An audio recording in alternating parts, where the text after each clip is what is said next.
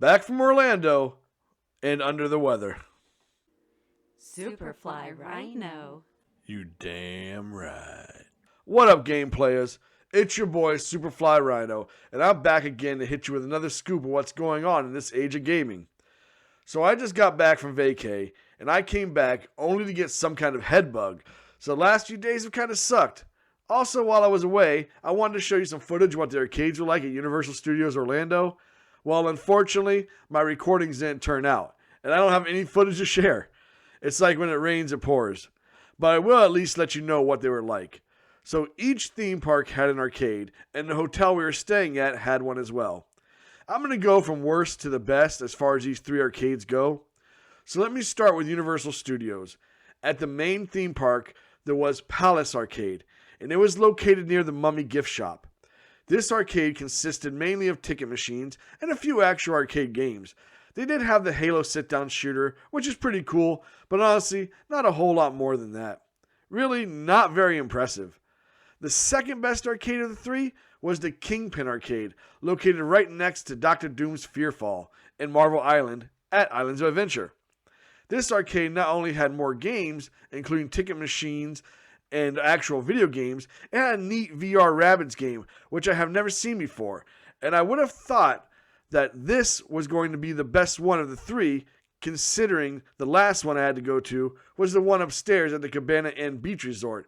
And really, how good is a hotel arcade going to be? I've been to a few other arcades at different hotels, and they felt like they were just quick time wasters, just to give people something to do. But not this one. This was not only the best arcade at Universal, it's the best hotel arcade I've ever been to. They had the perfect mix of ticket machines, racers, shooters. It had the Halo game I just mentioned. It had the VR Rabbids game. It had Cruisin' Blast, which I've never seen before because I thought Nintendo stopped making the cruising games a while ago. It had basketball machines. It had something for everyone to enjoy. It was actually very impressive. So if you're ever in Orlando at Universal and feel the itch to get your game on, just go to the Cabana Bay Beach Resort because it'll be the best experience overall. So now with that out of the way, I want to talk to you about something that is really stupid in my opinion, and that's fanboyism.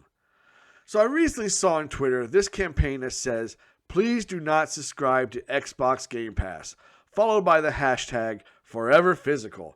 And I just have to ask, why?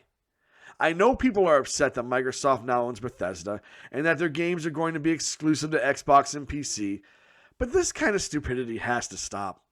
People, this is the gaming industry, and I know everyone has their favorite console or PC, and that it sucks when things like this happen. But it's been happening since the old Sega vs. Nintendo days.